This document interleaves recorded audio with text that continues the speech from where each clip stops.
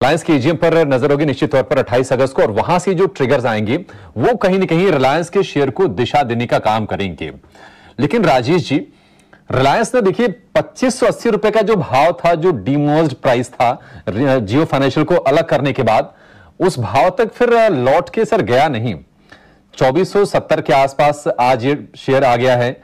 आप ही बताइए कि इसको लेना कब है? आप जरा टेक्निकल जरा अपने चेक कर लीजिए, चार्ट वार्ट खंगाल लीजिए, उसके बाद बताइए सर।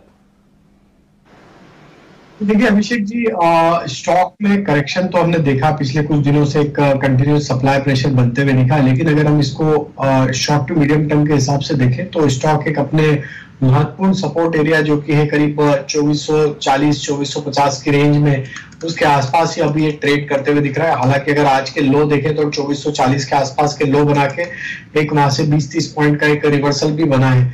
हमें लगता है कि यहाँ पे ये एंट्री के लिए एक सही जगह है। 2440 एक इंपॉर्टेंट सपोर्ट एरिया। और अगर हम इसके short to medium term setup भी देखें तो मई 2023 के बाद ये स्टॉक उसके नीचे अभी तक क्लोज नहीं हुआ, उसके नीचे फिसला नहीं है।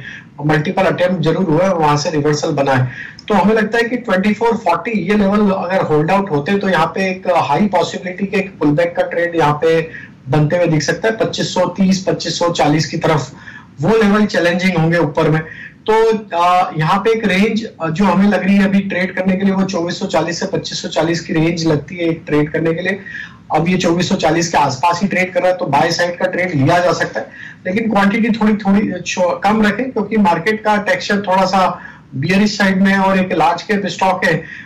हालांकि अगर देखें तो पिछली बार भी इंडेक्स को चलाने में रिलायंस का ही एक योगदान था। जब इंडेक्स में बड़ी तेजी बनी तब 2800 के लेवल रिलायंस के चलते ही वो आया था।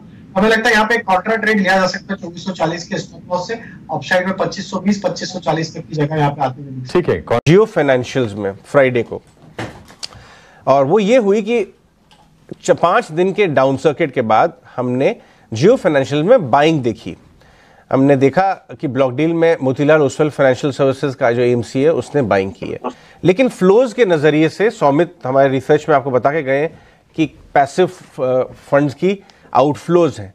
अब हम बात कर लेते हैं, नज़रिया ले लेते हैं फ्लोज का जियो फाइनेंशियल्स के ऊपर। हमारे साथ श्रीराम वेलायुद्दीन ज्वाइन कर रहे हैं, जो कि आईएफएल सिक्योरिटीज़ में काम करते हैं और बड़े स्टॉक्स में फ्लोज को बहुत ही बारीकी से नज़र रखते हैं। श्रीराम, गुड मॉर्निंग, बहुत बहुत शुक्रिया हमसे बात करने के लिए। तो कितना आउटफ्लो भी बाकी रह गया है आपके हिसाब से जियो फाइनेंशियल्स में? अगर किसी इन्वेस्टर को फ्रेश परचेजेस करनी है और टाइम करना चाह रहा है कि साहब ज़्यादा अब क्या बाइंग करना शुरू कर दें, तो आप क्या कहेंगे उनको? Good morning. देखिए, आपने सही बताया, पैसिव इंडाइसेस में अभी भी सेल डाउन इवेंट जो होना है वो अभी भी बाकी है। अगर हम मेथोडोलॉजी के हिसाब से जाए, निफ्टी एंड सेंसेक्स का थोड़ा डिफर कर रहा है। निफ्टी के मेथोडोलॉजी के हिसाब से जियो को कॉन्जिक्यूटिव 2 दिन अगर सर्किट नहीं लगती है, अपर या लोअर सर्किट, सो देन इसका डिलीशन वेडनेसडे होगा।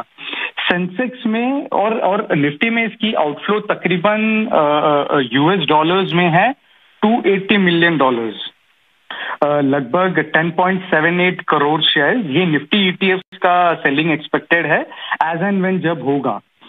अज्यूमिंग ये मंडे एंड ट्यूसडे सर्किट नहीं लगता है अपर या लोअर, तो देन वेडनेसडे डिलीशन एक्सपेक्टेड है। सेंसेक्स के केस में थोड़ा डिफरेंट है। लेट्स से अगर सेंसेक्स का भी 2 दिन सर्किट नहीं लगना है, मगर वेडनेसडे बुधवार को अगर सर्किट लगती है तो ये फिर से 3 दिन से डिफर होगा।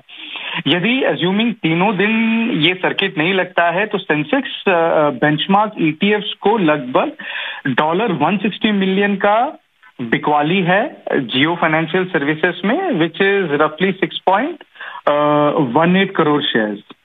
सो ये लगभग अगर आप देखेंगे तो $440 मिलियन का सेलिंग एंटिसिपेटेड है ईटीएफ्स में। But lot will depend stock में कैसे स्ट्रेंथ रहता है। जैसे अगर फ्राइडे हमने देखा काफी अच्छा डिमांड है, अगर वही सिनारियो अगर नेक्स्ट 2-3 दिन में रहता है तो ये इवेंट इजीली डाइजेस्ट कर लेगा मार्केट। मुझे बड़ा इशू दिख नहीं रहा है। Okay, all right Shriram.